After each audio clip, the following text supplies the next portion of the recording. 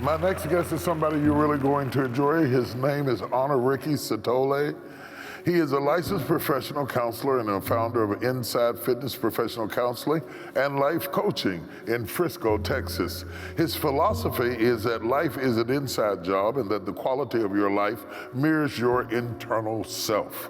The practice was voted the face of mental health for the city in 2018 because of his fast growth and unique approach to mental health. He was featured on Good Morning Texas as a guest to discuss the importance of emotional and mental wellness in achieving goals and live a balanced, successful life. Would you clap your hands and welcome Mr. Sithole? Thank you for joining us. Oh, thank you. Yeah. That's kind of weird, but yeah, we got it. So let's take it from the top. What do you think the reason is that we go in, we get our car taken care of, we get our teeth taken care of, we get our hair taken care of, we get our nails taken care of, we get everything taken care of except for our minds? Wow, that is absolutely true. And the reason that I've noticed in practicing over 10 years for that is that there is a negative stigma that's been associated with mental health. So when people come to mental health facilities, they don't know what to expect. I see a lot of, especially husbands, when they're dragged in by wives or children, they come in and they think they're gonna get fixed because something is wrong with them. And also there is a shame annotation with mental illness. So those things I've seen, they deter people from going and getting the mental health checkups they sorely need. I see. Do you think that, particularly in the faith community, does the church add to the problem or solve the problem? Oh, yes, it does.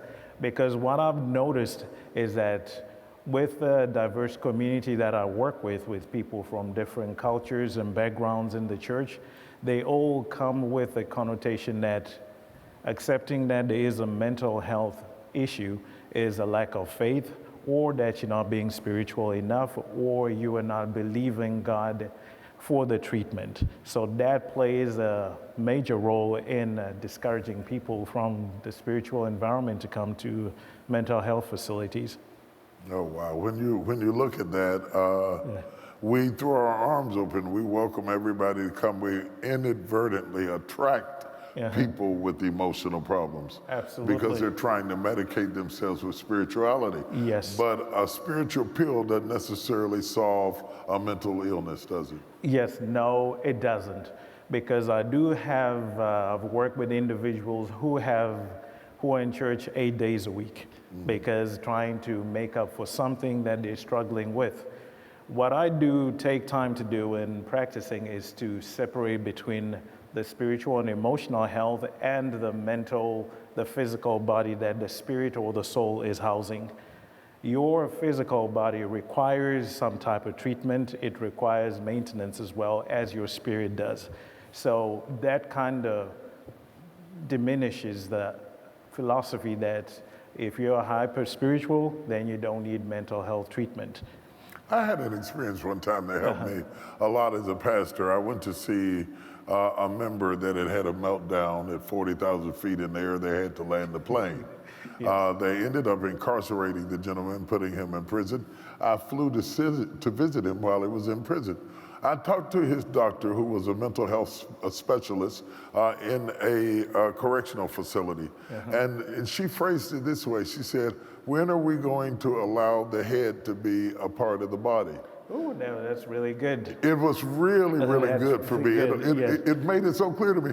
She said, if you're hypertensive, you take a blood pressure pill. Yeah, you know, if you're a diabetic, you take insulin. You don't think anything about it. But if something in your brain is not secreting the proper hormones that it ought to secrete, you act like it's a separate part of the body. And she said, you're denying, you're really decapitating your head from your body. And it made it so clear to me. That's so good. It's good. Yeah. It erased the shame, and it helped me to be a better pastor in understanding how to diagnose cases. I would get alarmed when I see average pastors counseling people today, because the people are so complex in terms of the problems that they have. Yes. And a lot of times, if you're not careful, you'll do more damage than good. Absolutely. Yes. I think last week when you were preaching, you inferred to a point where you said that you know where your limitations are. Yes. You said you're a pretty good counselor, which I believe you are. Yeah. But there's a point where even in my practice where I know my limitations as a therapist, where I have to pass the client on, because the goal as a pastor or as a first responder or as a doctor, it should be the wellness and the best treatment that a client can have. Mm-hmm. And I always encourage when I'm out speaking to other therapists, or know your limitations. Mm-hmm. And you may do more damage. Your intention sometimes might not be fully representations by your capability, so you got to know where you stop and where your limitations are. Yeah. I was reading a book, it was really fascinating, and it talked about some research that had been done on survivors of the Holocaust, that their children and their children's children had rearrangement of their DNA as a result of the trauma that their grandparents went through. Yes. And that was just mind-boggling to me, and it led to a question for African Americans who have survived the trauma of slavery. How much do you think that's affected our overall mental health, and has it perhaps rearranged our DNA? Absolutely, it has, because I've been following a study they've been doing at Harvard, and they did see that DNA is altered by a lot of trauma, a lot of stress and PTSD or things like that. During slavery, there was a lot of PTSD, a lot of stress, and a lot of problems that we're facing today. If we are really honest and accurate about those, they actually relate back to the slavery time. Because most of the things that we're struggling with in terms of, I can just say, for example, fatherlessness in homes, that can be traced back to when men were being used just to create children for slavery and leaving the home. And that's in our DNA now. Stress and frustration and anxiety and all the other factors trigger those DNA patterns if they are not addressed ahead of time. Now, having an interruption such as therapy or talking about it or a different model in the home can actually alter the course of that DNA. But if there's trauma again, it'll trigger that. So definitely, I agree with that. You know, it's funny you should bring up fatherlessness. We could talk all night about that. That's a huge trauma. Yes. When you scrape up under the surface of most of our men and many of our women too, yes, being raised in homes where they feel abandoned by the father has left them kind of traumatized. Can you speak to that for a moment?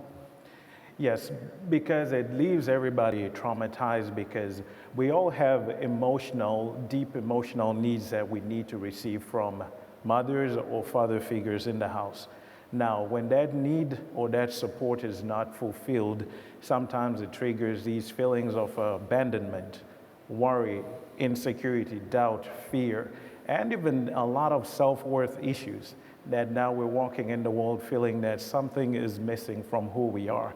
So in the end, we have individuals walking in the world looking for relief, and sometimes it might not be always in the healthiest of places. And if this happens over a lot of time, a generation can end up in a state of crisis.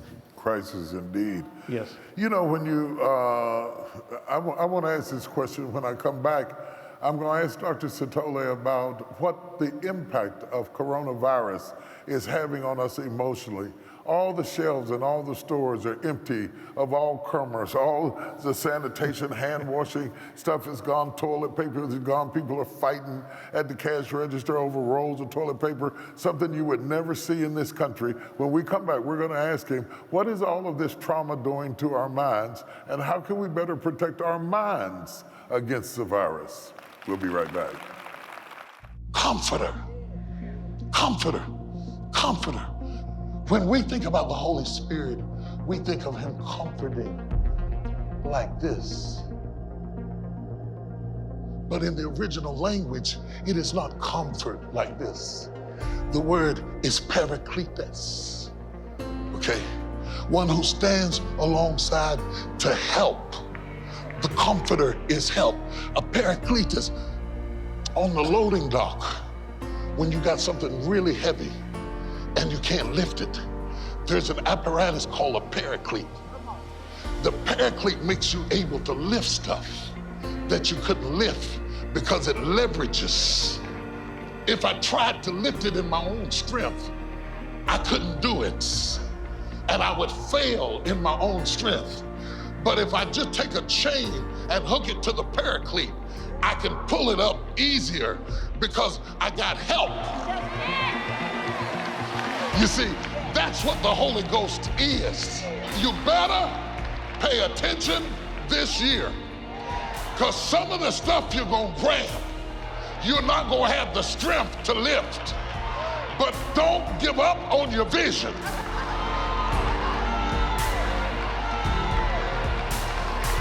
You gotta call on the paraclete. Say, I couldn't lift this in my own strength, but I have a comforter that is a paraclete that gives me strength that's not my own. And he says, when you go in, I'm going in with you. When you go after it, I'm going after it with you. When you get in the fight, I'm in the fight with you. I'm gonna stand alongside you to help. And when you run out of strength, that's when I'm gonna kick in.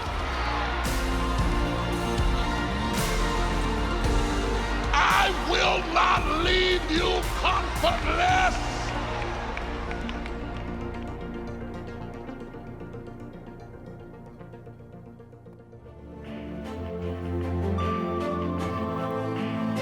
I can tell you that because this is a pandemic, there are very, very, very bright people all over the globe that are working to solve this problem.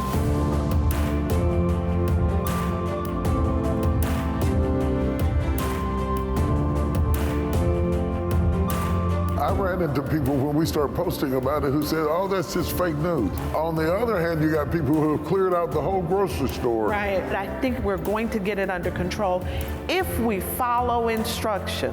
There's just common sense things you have to do.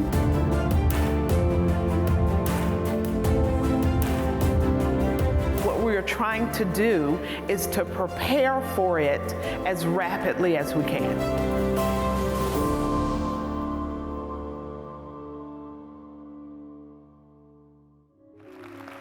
And we're back up with Dr. Sithole. Before we took a break, I told you I was going to ask him about the impact of all of this negativity that we see through coronavirus. We're hearing the entire country of Italy is going through massive trauma, terrible deaths, killings, very scary sorts of things. Streets are empty. The Vatican has changed all of its policy. NBA has changed their policy. The football players, NFL have changed their policy.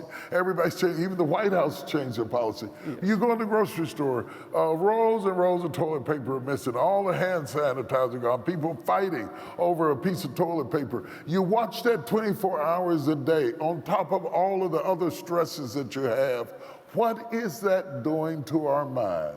Yes, that is a very great question, because as we've looked at what's been happening as the news has been unfolding and the crisis has been spreading throughout the whole world, like for example in Italy, they quarantined about 16 million people roughly there, and schools have been canceled. We're seeing this shape up even in the United States and unfold as we're going. The first thing that it does, because there's two primary emotions, fear and love. Now, fear is the one that's really been triggered, and fear is associated with a lot of the emotions we're seeing, which is anxiety, depression, anger, and high levels of stress. So mentally, it's creating prolonged periods of high anxiety and chronic stress, and uncertainty being thrown in there too, because nobody knows where this is going to end. We're all still speculating, and the information is still coming in. Now, this has created an environment where there's a vacuum of information, and when there's a vacuum of information, anxiety and assumptions take over. Hence, we're running into the grocery stores and taking everything. And I do understand that for survival purposes, we're trying to do that so that we can protect our family. But it's creating unusual levels of stress.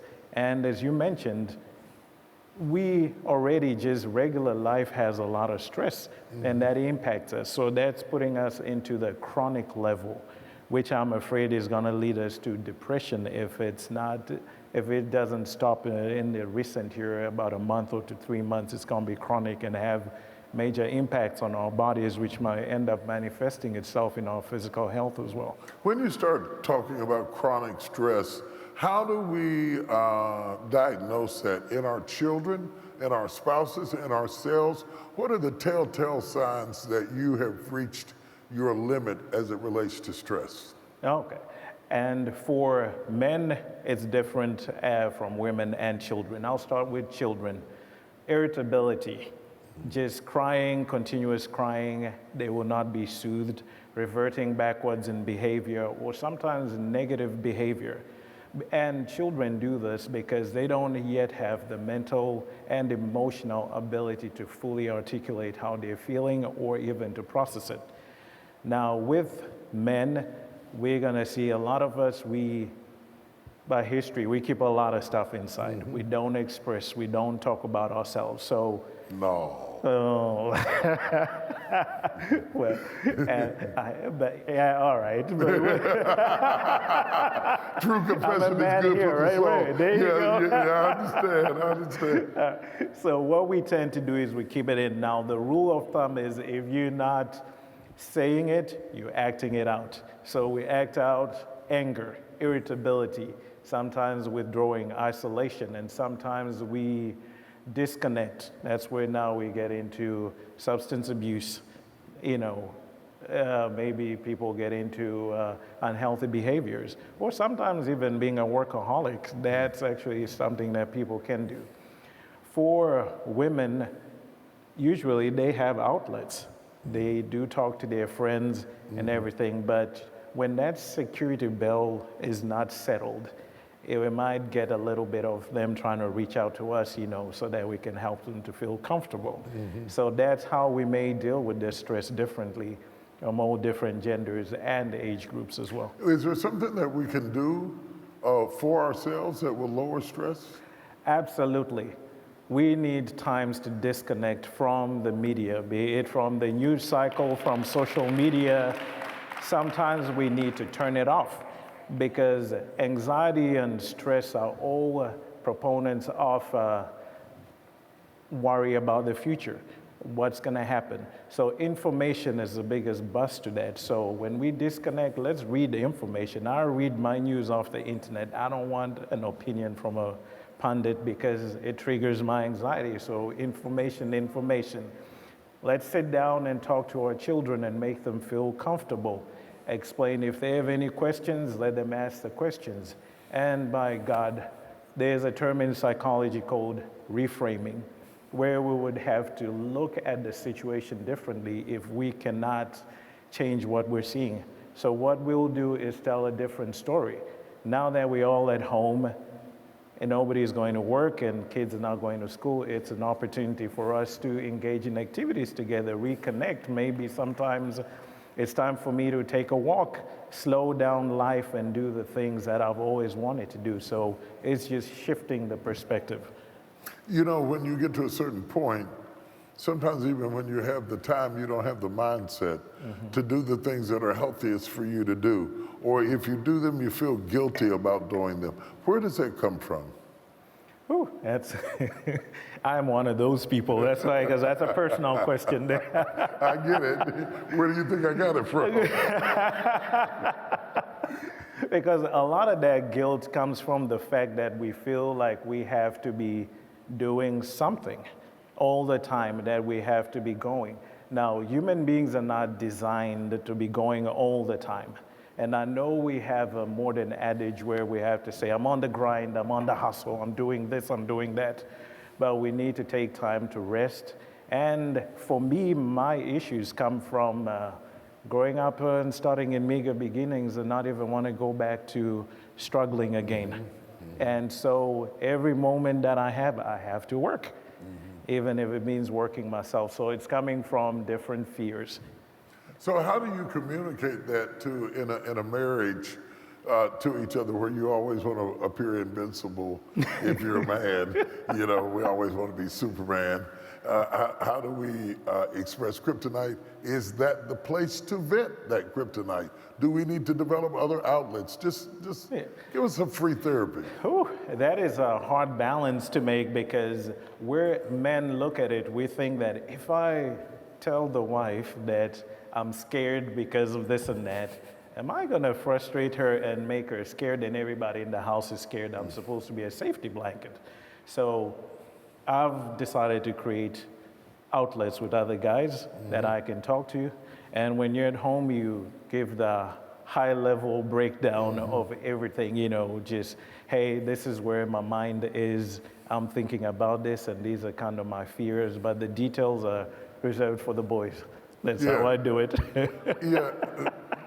The thing I think you have to notice too is that we often carry two different kinds of trauma. Yes. So when you come home in the evening, and she comes home in the evening, she's traumatized about things that have nothing to do with you. You're traumatized about things that have nothing to do with her. Absolutely. But inadvertently, you have a tendency to think it's the other person's fault. You know, you're acting funny because of me.